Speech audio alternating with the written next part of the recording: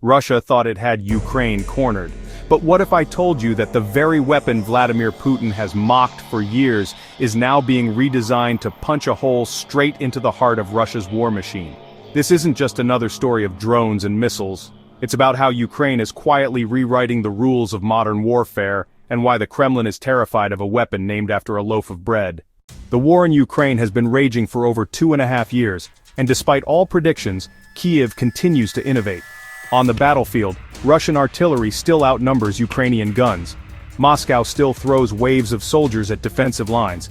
But Ukraine has discovered something that Russia didn't expect: deep strikes. Instead of just holding the front, Ukraine has been hitting hundreds of kilometers inside Russia, targeting fuel depots, command centers, and factories. And the results? They've shaken the very foundations of Putin's war economy. But here's where it gets even more interesting. One of the central weapons in this deep strike strategy is the Polyanitsia drone. You've probably heard the name before. On the surface, it sounds harmless. After all, it literally means bread in Ukrainian. But behind that unassuming name is a weapon that has been tormenting Russia for months. And now a new version has appeared, longer range, more precise, and far more destructive. Why does this matter? Because it shows Ukraine isn't waiting around for Western approval. For 2 years, the United States and its allies have hesitated, debating whether Kyiv should be allowed to use Western-supplied weapons to hit inside Russia. The official excuse is always the same: escalation. Washington fears that if Ukraine strikes too deeply into Russian territory with American or European weapons, Putin might retaliate in unpredictable ways, maybe even against NATO. But Ukraine knows this hesitation gives Moscow a free pass, so Kyiv has taken matters into its own hands. It is building an entire arsenal of long-range weapons, indigenous, homegrown, and beyond the control of Washington or Brussels. The Polyanitsia is the perfect example. Think of it as Ukraine's way of saying, we don't need permission to defend ourselves. Now let's talk about why this drone matters so much. Russia has built its war effort on a foundation of fuel. Every tank, every armored vehicle, every supply truck relies on a steady flow of refined oil. By striking refineries deep inside Russia, Ukraine has managed to knock out nearly 20% of Russia's fuel production. Imagine that, 1 in 5 barrels of fuel gone, not because of sanctions, not because of economic deals, but because of precise Ukrainian strikes. And the Polyanitsia has been at the center of this campaign. But Russia isn't just losing fuel, it's losing its sense of security. Think about it.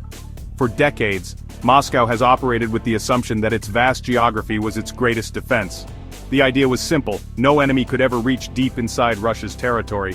But suddenly, small drones launched from Ukrainian soil are traveling hundreds of kilometers, slipping past air defenses and slamming into critical targets.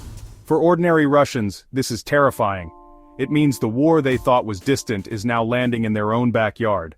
And here's what the mainstream media doesn't tell you. Ukraine isn't just weakening Russia militarily, it's planting seeds of discontent inside Russia itself. Every blackout caused by a drone strike, every gas station that runs dry, every refinery that goes up in flames, it all erodes public trust in Putin. And while it might not spark a revolution tomorrow, it builds pressure, slowly but surely.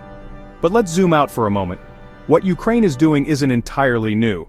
History is full of examples where the weaker side found creative ways to bypass a stronger enemy. Think of Vietnam, where guerrilla fighters used the jungle to outmaneuver a technologically superior American army.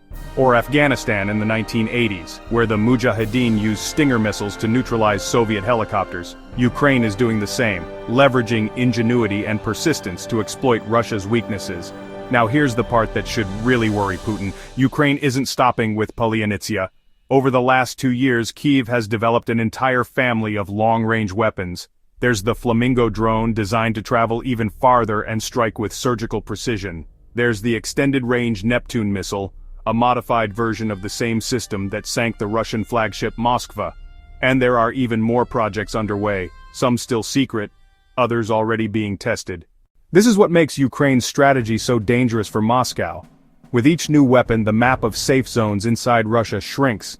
Places that were once untouchable, refineries in the Urals, bases near Moscow, industrial hubs hundreds of kilometers from the border, are now vulnerable. And no amount of propaganda can change the fact that Russians are beginning to feel the war at home. But let's not pretend this is just about technology. This is also about psychology.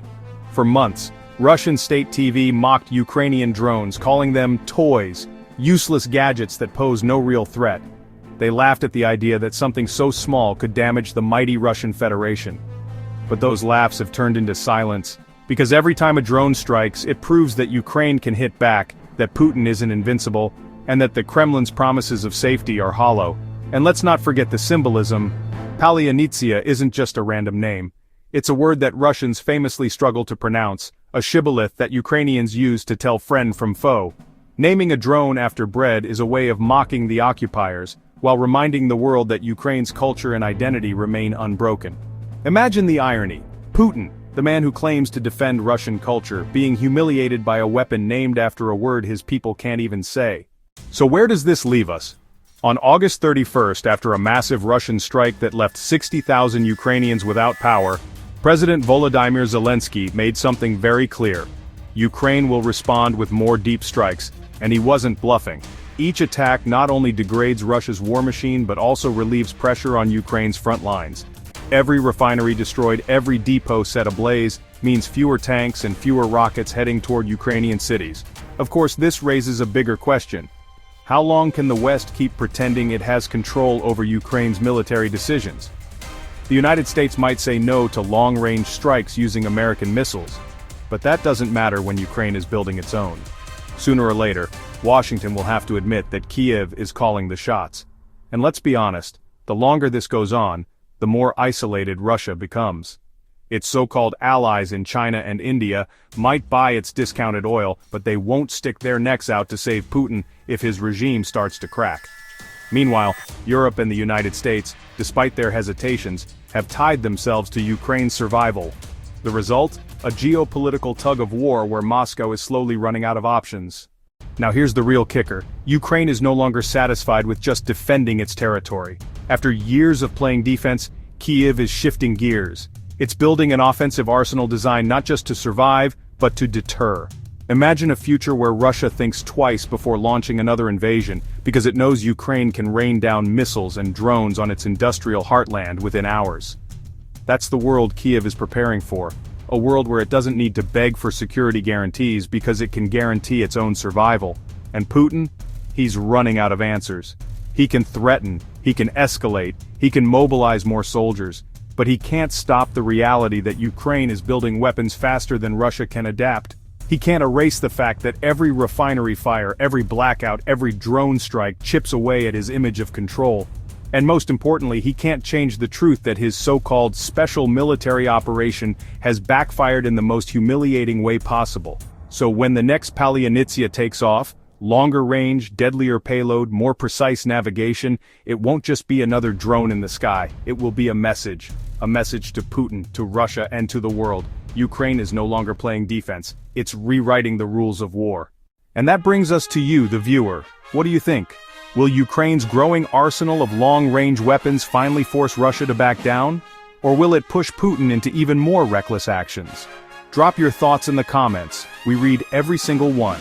If you found this analysis insightful, make sure to subscribe, hit that like button, and share this video with anyone who wants to understand the real story behind the headlines. This war is far from over, and the next phase might just begin with a drone named after a piece of bread. Stay tuned because we'll be here to break it all down for you.